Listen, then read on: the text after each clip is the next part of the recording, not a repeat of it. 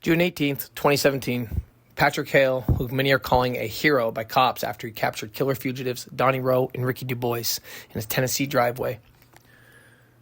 Hale, a 35-year-old father, husband, just your average guy, saw the escaped inmates close to his home after a friend had warned him they were in the area before getting them to surrender lying face down in his driveway. Dangerous fugitive Donnie Rowe, 43 years old, approached Mr. Hale's house while on the run from police after he and his partner killed 2 prison guards during their dramatic escape. With his face covered in tattoos, accomplice Ricky Dubose, 24 years old, is a scary-looking criminal. The brave father loaded up the weapons in his home and grabbed his daughter Taylor, fearing a fatal confrontation with the 2 dangerous fugitives. As he approached his home in his car, both Rowe and Dubose both took off their shirts and started waving them at him, possibly in the belief that he was driving a police cruiser.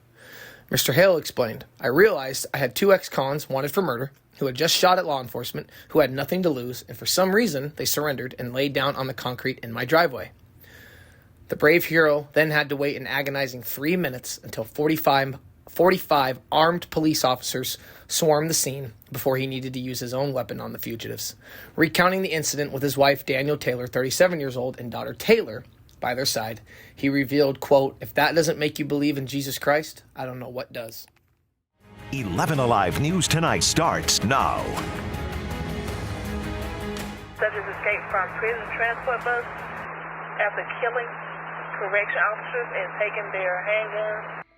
A terrible, sudden act of violence launching a statewide manhunt for Donnie Rowe and Ricky Dubose. Considered armed and dangerous, they're accused of shooting and killing 2 Georgia correction officers.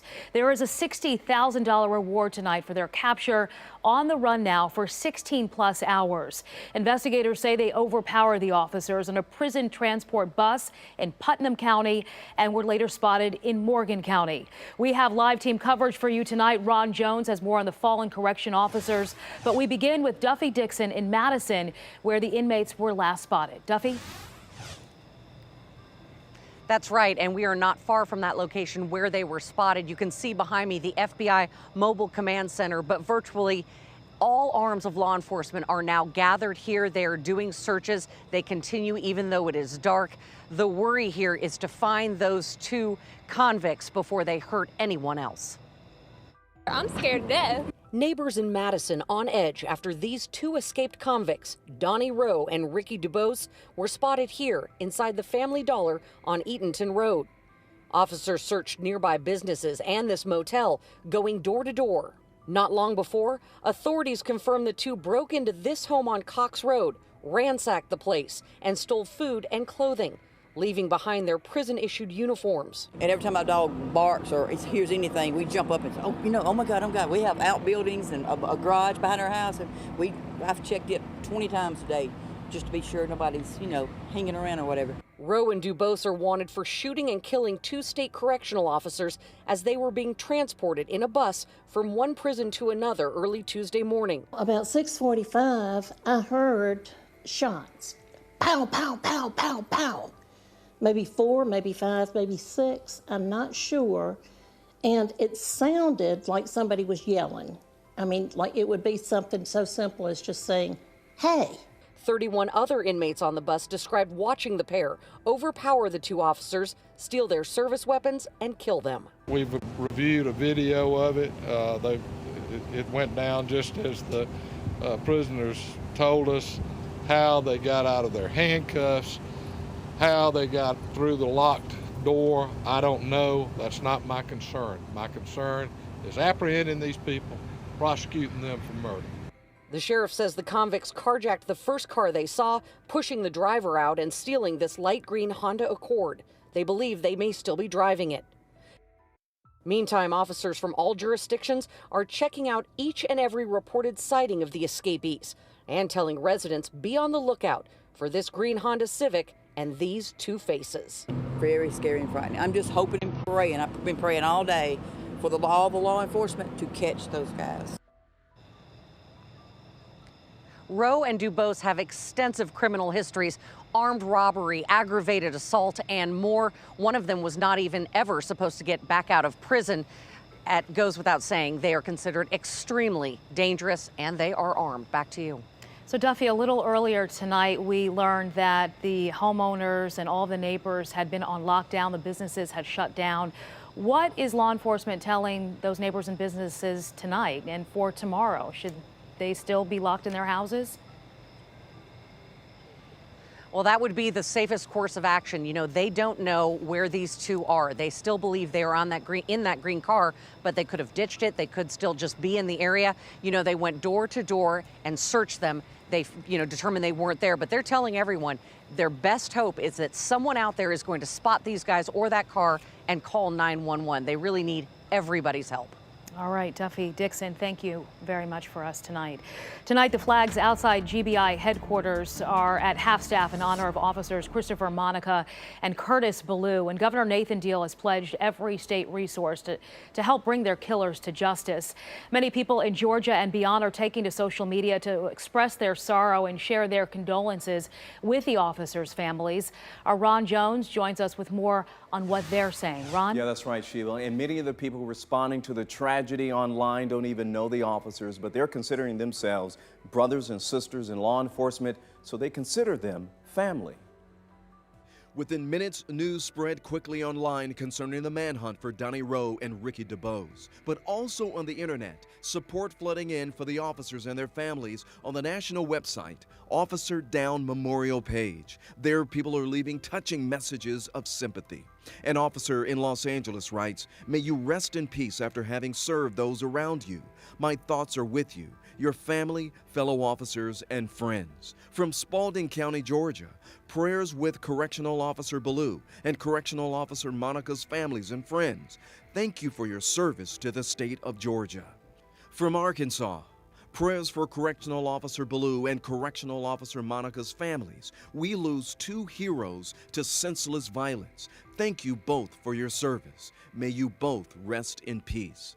And as we learn more about the fallen officers and wait to hear from their family and friends, Correctional Officer Ballou's family released a statement through an attorney saying in part, Officer Ballou's family asked for prayers for all those who are now placing their own lives at risk to bring these men to justice. And we should also point out that people are also sharing their support on our Facebook page on 11 Alive, and you can share your thoughts and prayers as well. Sheba?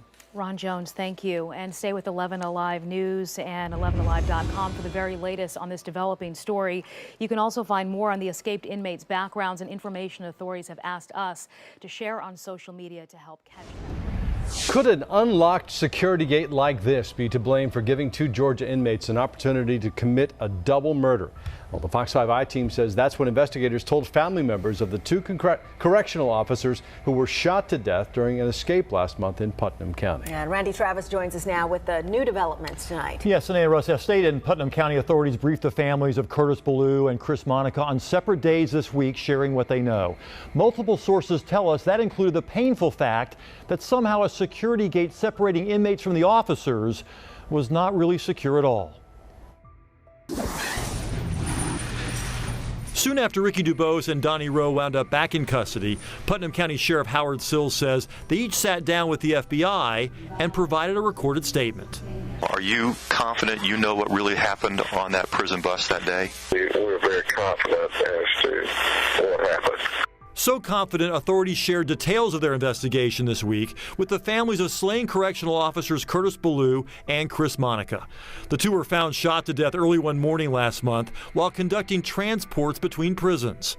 According to multiple sources familiar with those briefings, family members were told Dubose was the one who first managed to slip out of his handcuffs because they were loose and not double locked as per policy. They say he was then able to free his former cellmate, Rowe. This is a Fulton County prison bus, but the configuration is about the same as that state prison bus on that fateful day.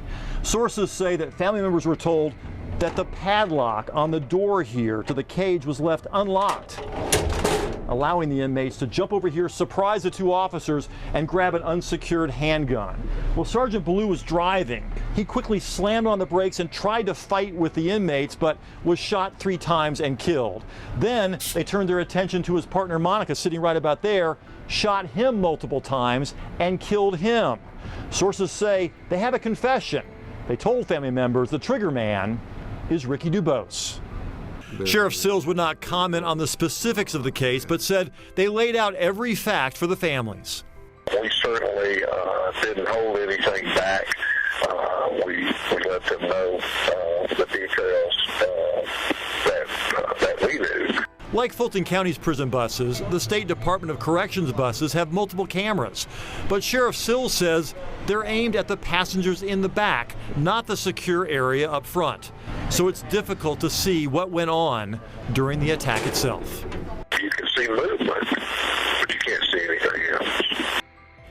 Well, Sheriff Sills tells me the FBI is working to enhance the audio part of that recording and hopes they can better hear what took place. Russ? Yeah, it had to be painful for those families. Randy, a powerful testimony from several witnesses on the morning the two prison inmates allegedly killed correction officers Curtis Ballou and Christopher Monica.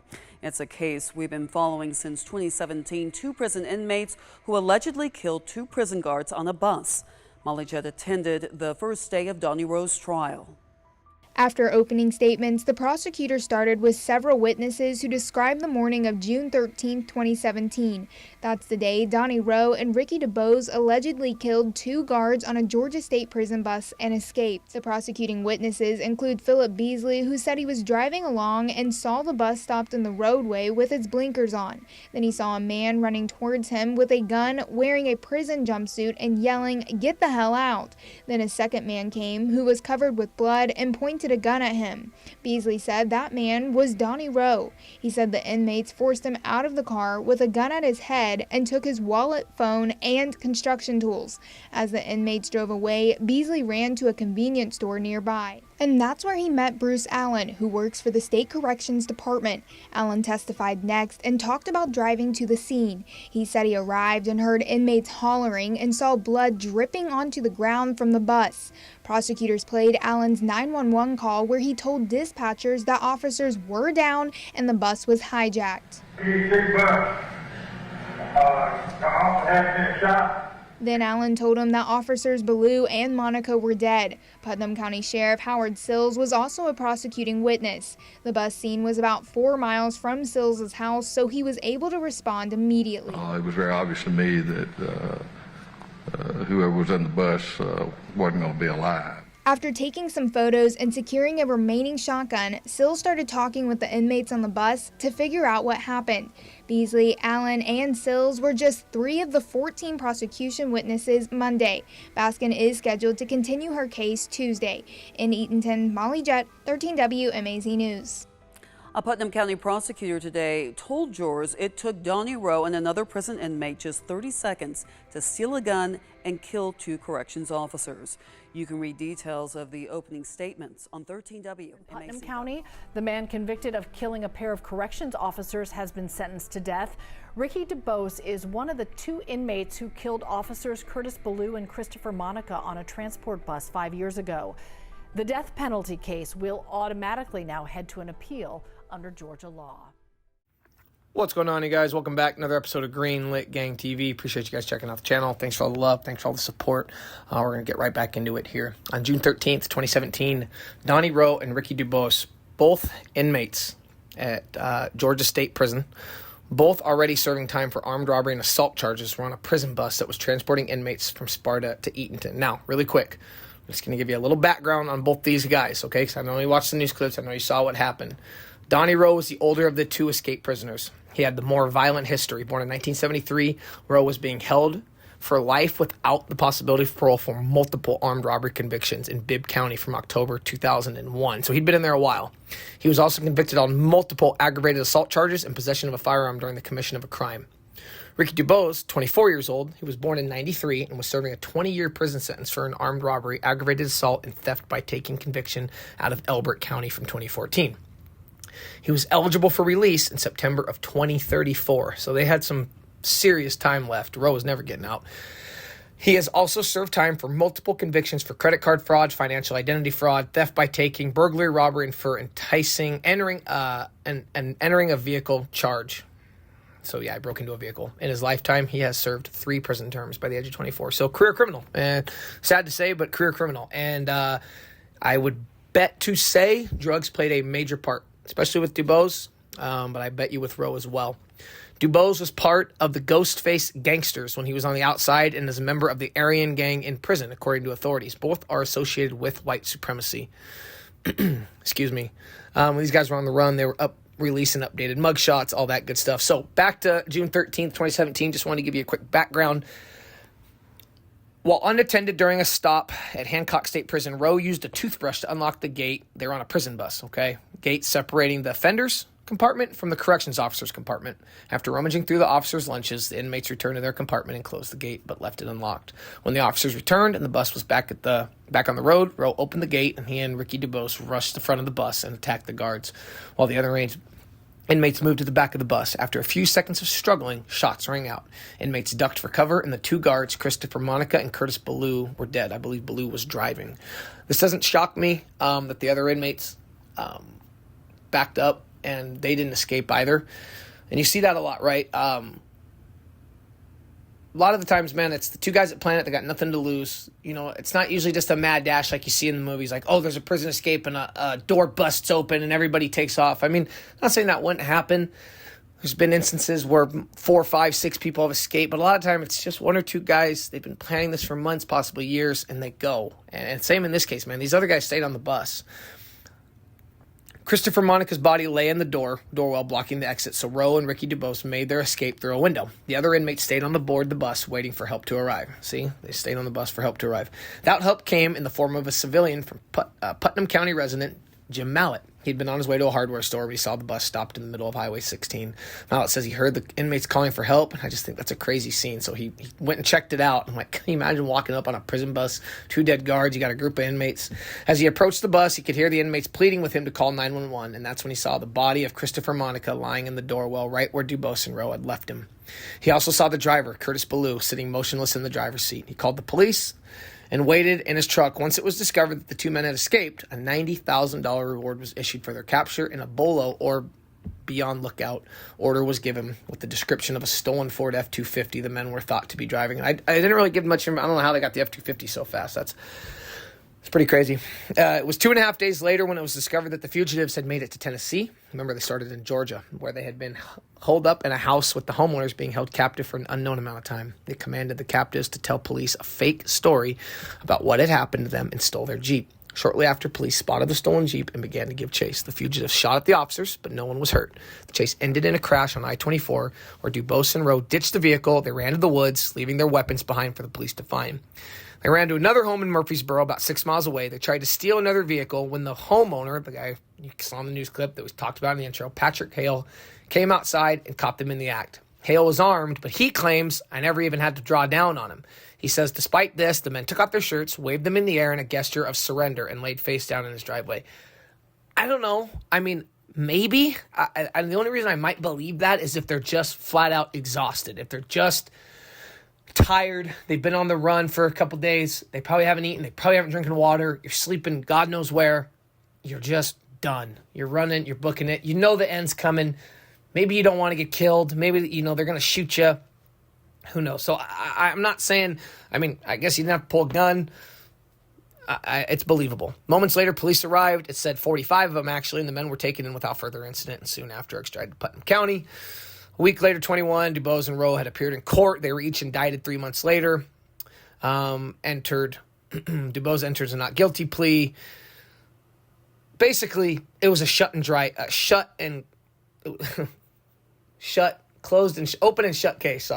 shut case. All the defense tried to do was take away wording, right? Like malice murder, things like that, which all you're trying to do at that point is save your client's life. Okay, that's all you're trying to do. Well, it didn't really work. So on September 30th, of 21, Rowe was convicted on all counts and sentenced to life with no possibility of parole. And Dubose's was going on, and his trial was set to start June 2nd, 2022. And ended up going through. He obviously is convicted, sentenced to death, and he died, though, before he was actually executed. So, crazy story. Really had to do it because when I'd found this one before and I knew I wanted to come back to it, and thankfully it popped up when I was just kind of doing some broader search items. So anyway, there you guys have it. Appreciate it. Much love. Till next time. Peace.